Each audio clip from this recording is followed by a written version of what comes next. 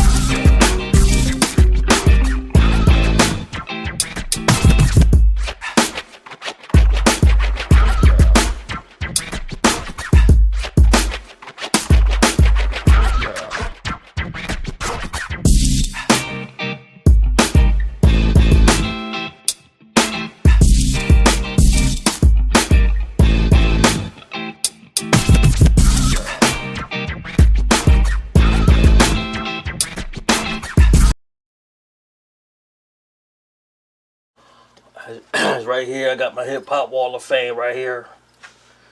All the classic albums that inspired me. Got me through a lot of rough times when I was younger. Also, they educated me at the same time. Helped me out when I was in a lot of dark places in my life when I was young. But let's get into some hip hop, man. Let's talk about that Pacific year in hip hop. A lot of albums we're going to talk about, they came out in 1988. 50 years of hip hop, back to represent it. You know, I want a black joint like this as well. But I like this orange. I went and got the orange hat. I made this myself. Big Den premium custom hats with the old school radio. What y'all young bucks know about the old school radio over the shoulder? You know what I'm saying? Used to make tapes on them, on these joints back in the day, on these bone boxes. Well, you had to put all the D batteries in there. You know what I'm saying? Something came on the radio, you recorded it, you were able to make a tape. Hip hop started out that way, on this right here, on this boom box. A lot of classic hip hop, the beginning of hip hop started on the cassette tapes made on this boom box. You know what I'm saying? If anybody in your family still has a boom box, your dad, your grandfather, your grandmother, your oldest brother, and it still works, you cherish that joint. That joint's an antique, you know what I mean, vintage, antique classic. And I'm telling you, 50 years from now, the joint will be worth a lot of money. It's probably worth a lot of money now.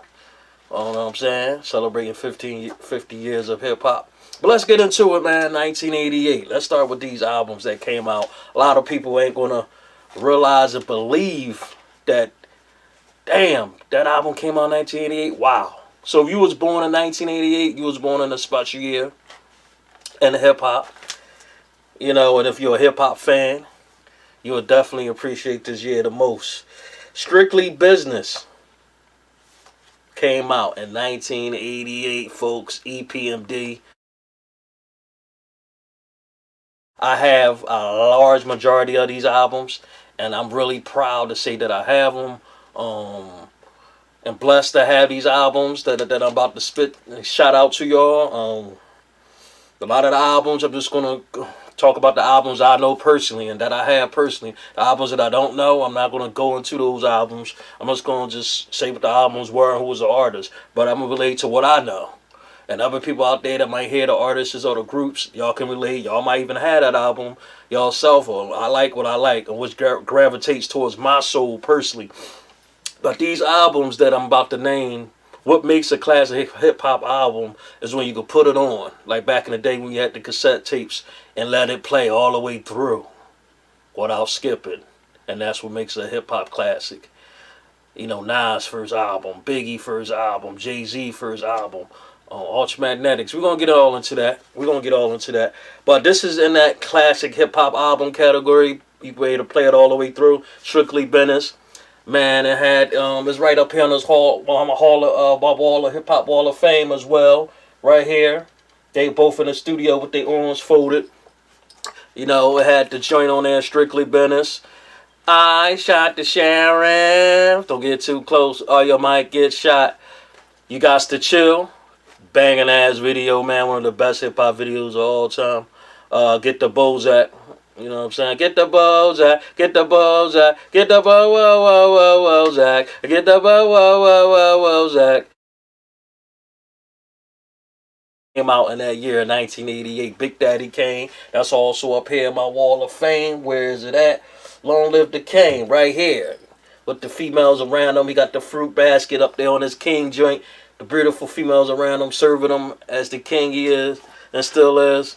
You know what I'm saying? The Asiatic black man, Big Daddy Kane, one of my favorite MCs of all time. My second, Kara's one. We're going to get to him real soon. He's my second, Big Daddy. He's my first, Kara's one. And Big Daddy is my second. Long Lady Kane has set it off on that joint, man. Let it roll. We just can't hold back with soul, because I'm a man with soul. When the soul through the what the heck, about the discotheque, the Bruiser was next. That beat, come on.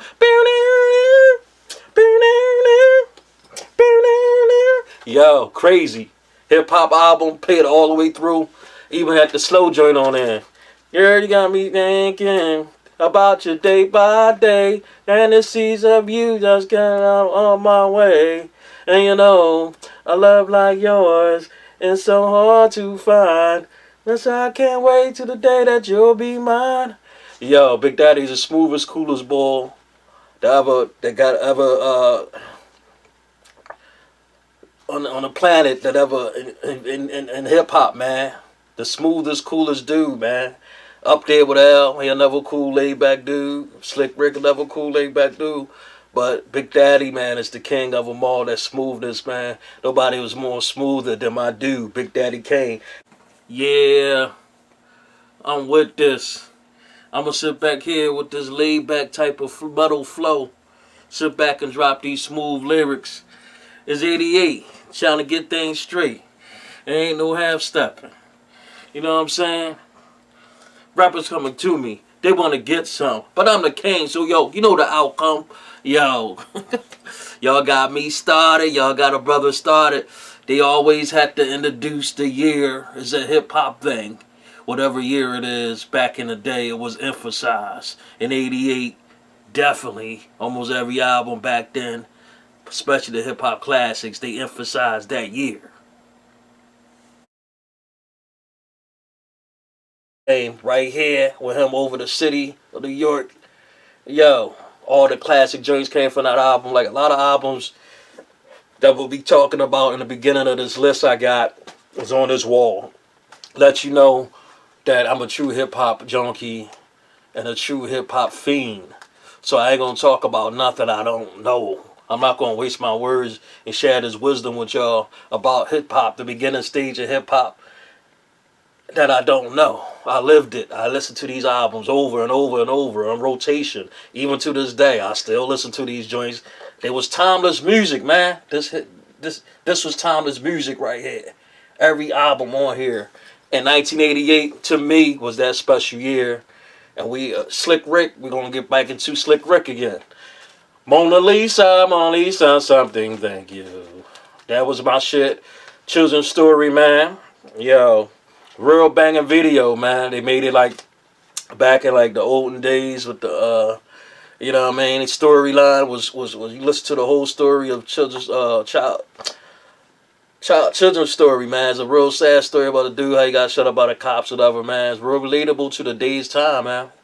You know, real relatable. The king of storytelling. Nobody can stop tell a story better than Slick Rick. His style of voice, the way he used his voice back and forth, and it seemed like it's more than one person on a song. The way he did that and still do it to this day, nobody on this planet was able to do that like Slick Rick, man. And that's what made all these artists in 1988 really stand out because you had to be different. Each of these artists, as I mentioned it to you, was all different. They all stood out. They all stood their ground. They all had timeless music that can't be replicated to this day. You know what I'm saying? To this day. Um, while talking about my dude, Cars One, before he went solo, did a solo thing, um, is with the group Boogie Down Production, man. And by all means necessary was that album. And do I got the album up here? I have Criminal Minded up here.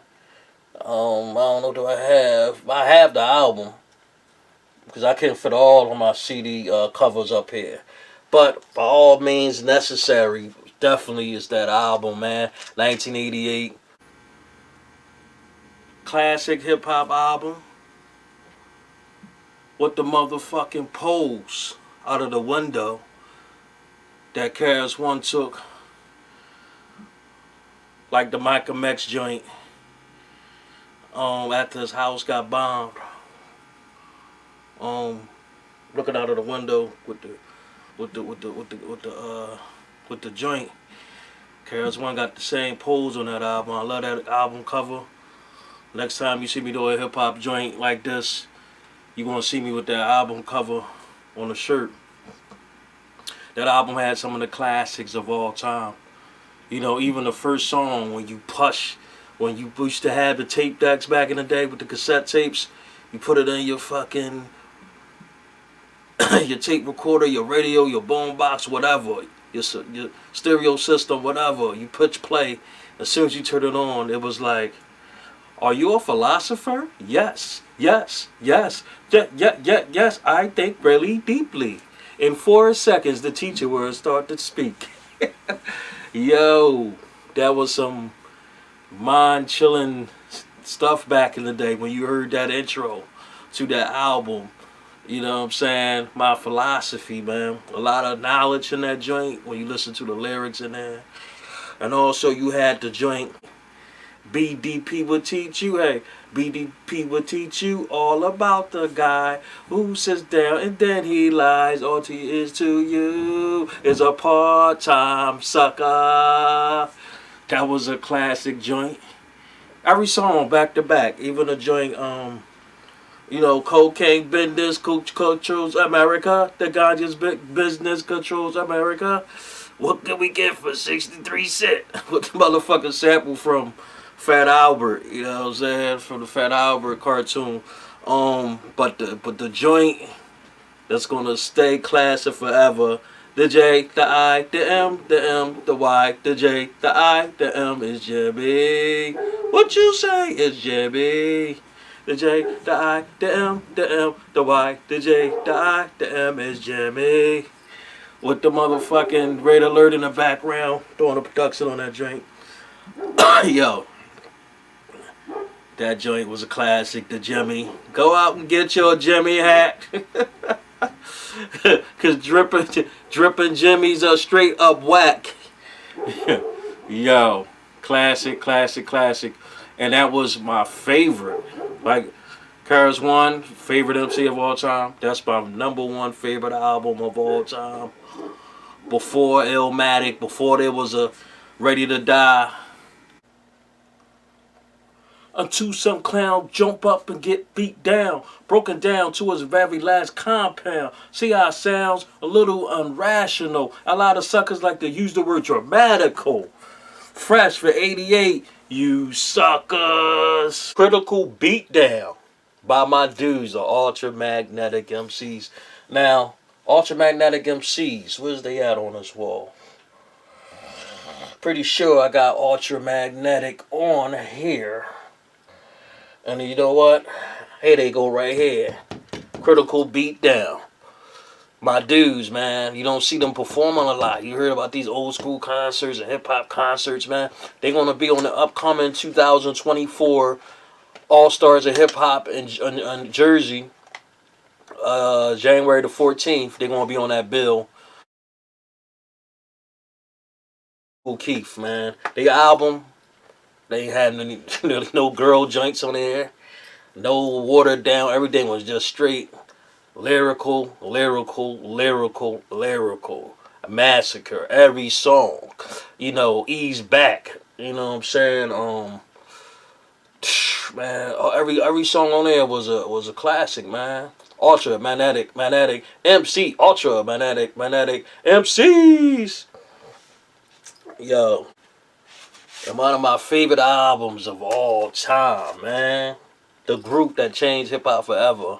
It takes a million to hold us back. It takes a nation. Let me rephrase. Let me repeat it and say it right. It takes a nation of millions to hold us back. That's the title alone. Good. 3 steps. Yo, like the 11 color John, 3 steps in a circle. Yo. Where's the joint at on here? I know it's somewhere up here with the prison. It takes a nation to millions to hold us back. The banging joint, classic album of all time. If I say my second greatest album of all time, behind my philosophy has to be A Nation of Millions to Hold Us Back. I would say that have to be my second. How many motherfuckers out there know about don't believe the hype?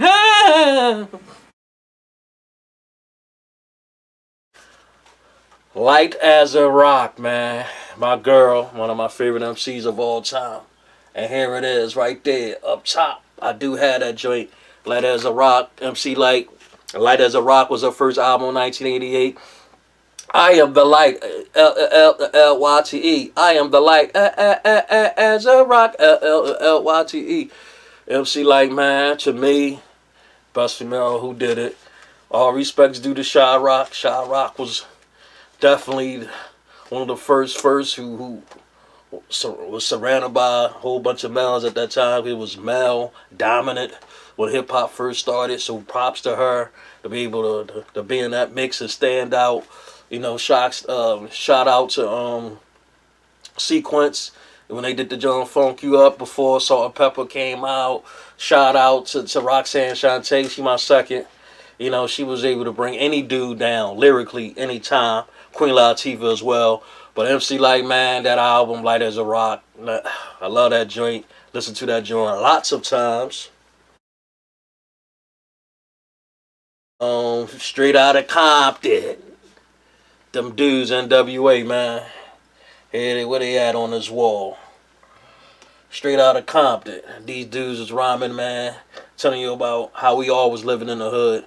Every time you driving down the street and the cops driving behind you, you get nervous. Even to this day, why? As black men, do we get nervous when the cops is behind us? And Ice Cube and them, man, they came out with that fuck the police. You know what I mean? They let you know how it was back then in Los Angeles. Well, but we can all relate no matter where you living at in the world, in the hood, and you're part of the city, getting harassed by the police and all that other crap. These dudes had no filter. And this album was another classic, play it all the way through. Ice Cube, the lyrical leader, man, writing the rhymes for Easy, you know, and just doing his thing on that lyrical stuff, man. He separated and they broke up, and everybody know the story. You don't go and watch the movie, Straight Outta Compton movie, then you'll know a little bit more about the group. But that album, man, has some classic hits on it. The first song, Straight Outta Compton, crazy motherfucker named Ice Cube. Even with the grill, the look, everything, man. Fucking Police was on there. Gangsta. Boys in the Hood by Eazy-E, little solo joints. And a lot of the songs on there were snippets of their first album called NWA and the Posse. That album came out before that. It was an EP. Came out with it was like a lot of the Boys in the Hood album. I mean, the Boys in the Hood song was taken off the NWA and Posse and was put on that album. Straight Outta Compton and some other stuff too.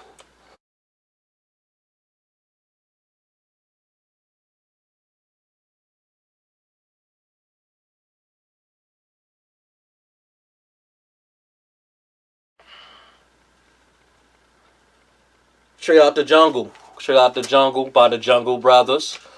That was another classic album, man. I used to like the Jungle Brothers. I liked their second album a little bit better to me.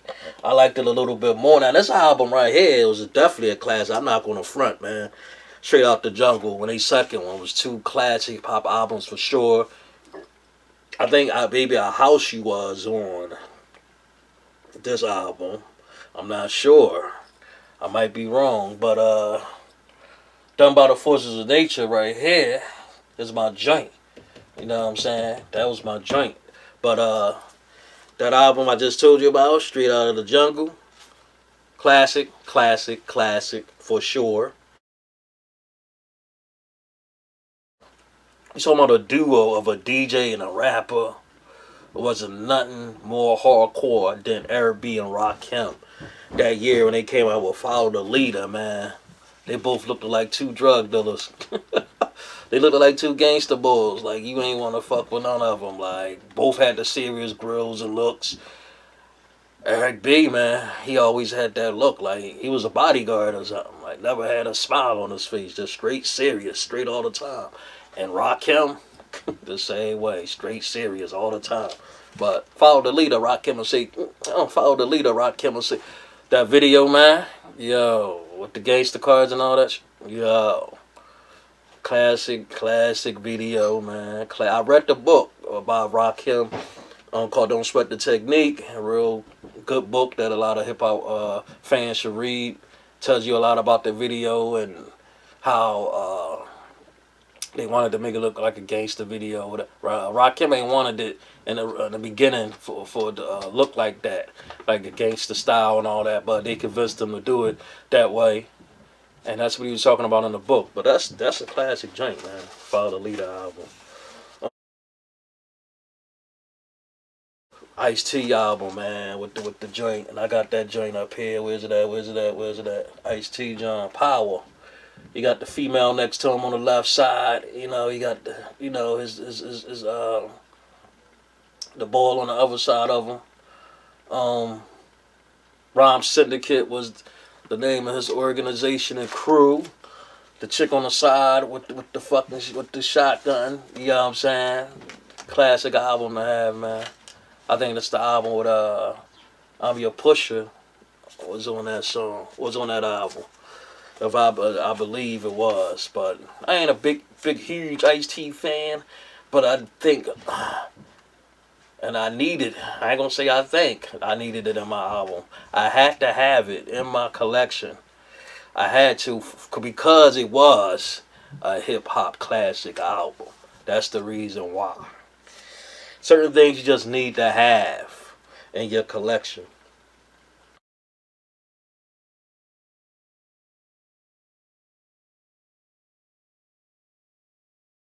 This hip hop dudes, and I'm gonna tell you why.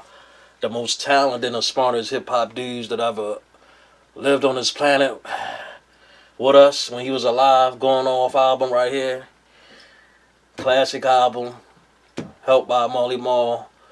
A lot of the production by Marley Marl. Biz doing the beatboxing, man. He used to DJ, man. He used to sing, even though his singing wasn't taken seriously. He sung on purpose for it to sound bad, on purpose. And then a lot of people start copying that, start singing their own hooks.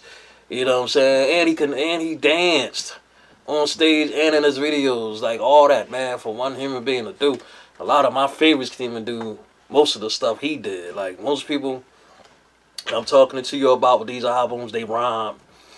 You know, some of them danced and had dances, like Big Daddy Kane should dance with his dancers and all that. But to do all those things, you know, like, He was a phenomenal creative dude. He just creativity was him. You think about creativity as a hip hop artist, Biz embodied that to the T, man, to the core.